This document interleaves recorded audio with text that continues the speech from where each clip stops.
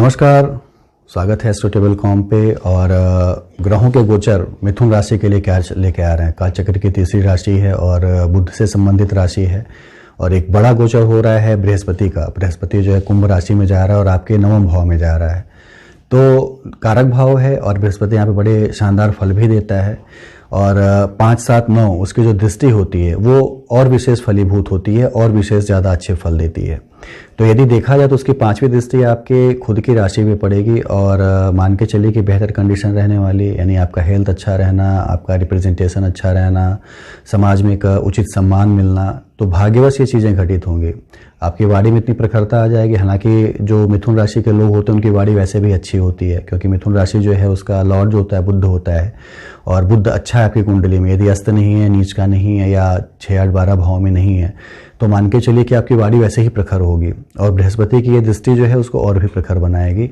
आपके बहुत से कार्य आपकी वाणी से हो जाएंगे, कहने का मतलब ये है। तो बृहस्पति का ये गोचर जो एक बड़ा गोचर माना जा रहा है 20 नवंबर से लेकर 12 अप्रैल तक, बहुत ही शानदार फल देने जा रहा है आपको, बहुत ही अच्छे फल देने जा रहा है। 7वीं दृष्टि देखें तो आपके पराक्रम भाव पे पड़ेगी। छोटे भाई बहनों से अच्छे संबंध बन जाना, पराक्रम में वृद्धि हो जाना, समाज में एक उचित स्थान बन जाना, ये सारी चीज़ें बृहस्पति यहाँ पे देगा। कमाई के नए संसाधन बन जाना, विदेश यात्राओं का योग बन जाना, तो बृहस्पति यहाँ पे ये सारी चीज़ें भी कराएगा आपके साथ ही साथ उसकी नवम से दृष्टि जो पड़ेगी, नवम वो पंचम पे पड़ेगी। तो ये स्टूडेंट्स के लिए एक विशेष फलदायक सिद्ध होगी। खासतौर से देखा जाए चूंकि शनि यहाँ पे उच्च का होता है और शुक्र उसका लॉर्ड है, दोनों ही आपके अष्टम भाव में। तो वो स्टूडेंट्स जो कि रिसर्च स्कॉलर हैं या रिसर्च से जुड़े हैं और आर्कियोलॉजी से जुड़े हुए हैं, पुरातत्व से जुड़े हुए हैं, उनके लिए एक विशेष संभावना यहाँ पे मिलने की है। शनि चूंकि क्या है, शनि जो है वो अभियांत्रिकी का एक तरह से लॉर्ड है, यानी मशीनरीज का लॉर्ड है। और मशीनरीज क्या हम यूज़ करते हैं, खोज में यूज़ करते हैं, संसाधनों को यूज़ करते हैं या अनुसंधान में यूज़ करते हैं। तो यहाँ पे शनि की उच्च राशि पे दृष्टि होना, साथ ही साथ शुक्र पे दृष्टि होना, शुक्र के घर पे दृष्टि होना, ये दिखाता है कि, और दोनों का एक साथ अष्टम में होना, ये दिखाता है कि आपकी विदेश यात्राएं इससे रिलेटेड हो सकती हैं। आप अन्वेषण में शानदार कर सकते हैं, अनुसंधान में एक शानदार चीज़ें कर सकते हैं स्टूडेंट्स। तो बृहस्पति का ये गोचर जो है खासतौर से देखा जाए तो मिथुन राशि वालों के लिए एक अच्छा भाग्य लेके आया है और अच्छी चीज़ें आपके लिए लेके आया है। और बृहस्पति के साथ एक और भी चीज़ है कि बृहस्पति 20 नवंबर से लेके 12 अप्रैल तक 3 अलग अलग नक्षत्रों में चलेगा। यानी पहले ये घनिष्ठा नक्षत्र में रहेगा 20 नवंबर से लेके 1 जनवरी तक। तो ये घनिष्ठा नक्षत्र जो है वो मंगल का नक्षत्र है और मंगल जो है आपके लाभ का लॉर्ड है, हालांकि आपके छठे का भी लॉर्ड है। तो बीमारी से बच के आपको रहना होगा। मंगल यहाँ पे खुद अपनी राशि में छठे में है, तो बीमारियाँ आ सकती हैं, बीमारियाँ आपके घर पे दस्तक दे सकती हैं। थोड़ा सावधान यदि आप रहते हैं तो आपके लाभ में निश्चित रूप से बढ़ोतरी की संभावनाएं बढ़ जाती हैं। विदेशों में घर लेना, विदेशों में ज़मीन खरीद लेना, या यहाँ पे भी हैं तो ज़मीनों का खरीद फरोख्त करना, बहुत सी प्रॉपर्टी जो कि फंस जाती है, कभी कभी नहीं बिक पाती है, तो एक उचित समय है 20 नवंबर से लेकर 1 जनवरी जिसमें कि आप बेच सकते हैं, खरीद सकते हैं। ये सारी चीज़ें आपको लाभ देंगी। उसके बाद बृहस्पति जो है वो शतभिषा नक्षत्र में रहेगा, राहु के नक्षत्र में। ये थोड़ा मतिभ्रम करने वाला कह सकते हैं, निर्णय न ले पाने वाला हो सकता है और व्यर्थ के खर्चों का भी हो सकता है। चूँकि राहु जो है लगातार जो है आपके 12th हाउस में बना रहेगा, तो अज्ञात चीज़ों पे खर्च हो जाना और व्यर्थ के भ्रमण पे खर्च हो जाना, ये सारी चीज़ें भी यहाँ पे मिलेंगी। तो थोड़ा सावधान रहना होगा। और ख़ास तौर से देखा जाए तो 1 जनवरी से लेकर करीब 1 मार्च तक ये आपके शतभिषा नक्षत्र में राहु रहेगा, राहु के साथ नक्षत्र में रहेगा बृहस्पति, तो बेहतर कंडीशन नहीं रहेगी। तो करीब आप 2 जनवरी या 1 जनवरी से ले लें और 1 मार्च तक थोड़ा संभल के रहें, थोड़ा खर्चों पे नियंत्रण रखें, थोड़ा अपने दिमाग पे नियंत्रण रखें। किसी कह सकते हैं कि टेम्परामेंट को चेंज करके व्यर्थ के व्यय न करें और व्यर्थ का भ्रमण न करें, तो बेहतर कंडीशन रहेगी। क्योंकि बृहस्पति जो है आपको लाभ देने के लिए आया है, तो बहुत नुकसान तो नहीं करेगा, लेकिन फिर भी थोड़ी बहुत समस्याएं उत्पन्न कर सकता है 1 जनवरी से लेके 1 मार्च के बीच में। इसके बाद फिर ये देखा जाए तो 2 मार्च से लेके 12 अप्रैल तक रहेगा अपनी खुद की पूर्वा भाद्रपद नक्षत्र में, और खुद का नक्षत्र है, तो ये मान के चलिए बेहतरीन गुजरेगा। कहीं से ऐसी कोई संभावना ना हो कि ना मिले आपको चीज़ें। देखा जाए तो बृहस्पति आपकी कुंडली में 7th का भी लॉर्ड है और आपके 10th का भी लॉर्ड है और आपके नवम भाव में है, तो इससे बेहतर समय नहीं है कि आपको चीज़ें मिलें। खासतौर से स्टूडेंट्स यदि हैं तो उनको एक अच्छी संभावनाएं मिलेंगी इस समय किसी भी क्षेत्र में जाने के लिए, पढ़ाई लिखाई से रिलेटेड जो भी क्षेत्र है उसमें जाने के लिए अच्छी संभावनाएं यहाँ पे बृहस्पति दे रहा है।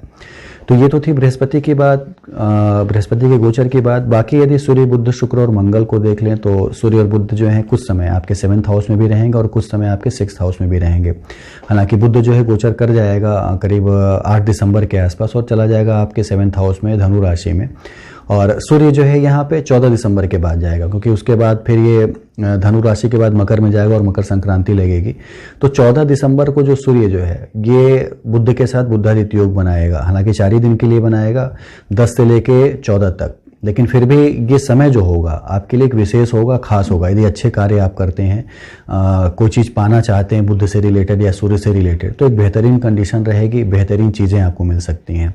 तो पूरा प्रयास करिएगा इस बीच में। और ख़ास तौर से जो दिसंबर का पूर्वार्ध है वो आपके लिए बहुत ही बेहतरीन है, बहुत ही अच्छा है।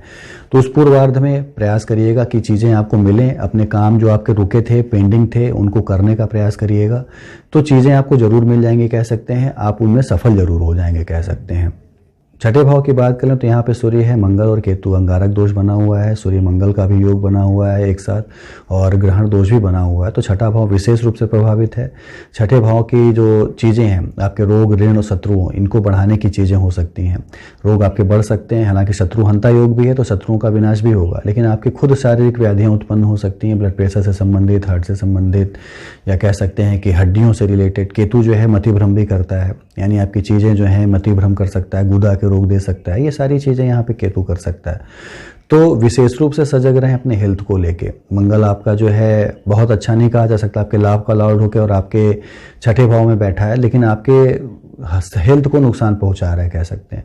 तो शारीरिक रूप से व्याधियां ना हो, शारीरिक रूप से आप स्वस्थ रहें, इसके लिए दवाओं को लेते रहें यदि आप खाते हैं तो, और समय पर वर्कआउट भी करते रहें, तो बेहतर चीज़ें मिलने की संभावना है, बेहतर बनी रहेगी कह सकते हैं हेल्थ की। तो हेल्थ पे विशेष फोकस करें। बाकी अन्य चीज़ों के लिए, स्टूडेंट्स के लिए मैंने पहले ही बताया कि एक बेहतरीन कंडीशन है, बृहस्पति की 9वीं दृष्टि होना और शनि और शुक्र का एक साथ होना उन्हें बेहतरीन जगह पे लेके जा सकता है। तो प्रयास करते रहें। मैरिड लाइफ भी बहुत अच्छी चलनी है, मैरिड लाइफ में कोई दिक्कत नहीं, सप्तम का लॉर्ड आपके नवम में रहे और यहाँ पे सूर्य बुध रहे कुछ समय के लिए, तो बेहतर कंडीशन रहती है।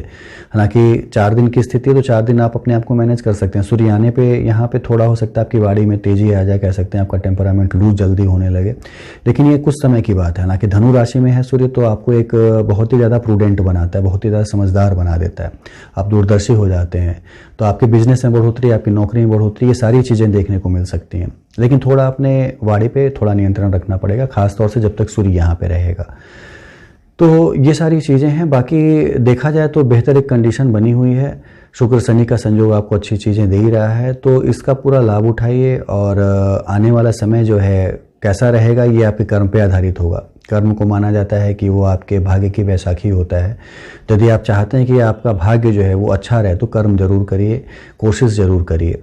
बाकी मंगल और शनि ये आपके देखा जाए तो छठे और 8वें भाव को प्रभावित किए हुए हैं। शनि जब भी अष्टम से प्रभावित तो आयु तो बढ़ा देता है, लेकिन आपकी व्याधियां बढ़ रही हैं, तो कुछ ना कुछ आपकी सारी चीज़ें अच्छी बनी रहें, यानी धन भी आप कमाते रहें, समाज में आपकी रेपुटेशन भी रहे, जो आप जब चाहें तब खरीद लें, जो जिससे जब चाहें तब आप मिल लें, ये सारी चीज़ें हों, लेकिन उसके बाद भी आपका फिजिकल हेल्थ जो बहुत अच्छा ना हो, तो ये चीज़ें फिर बेकार हो जाती हैं। तो हेल्थ को ज़रूर अपने आप मैनेज करिए, क्योंकि आपका हेल्थ जो है दिसंबर के महीने में प्रभावित हो सकता है।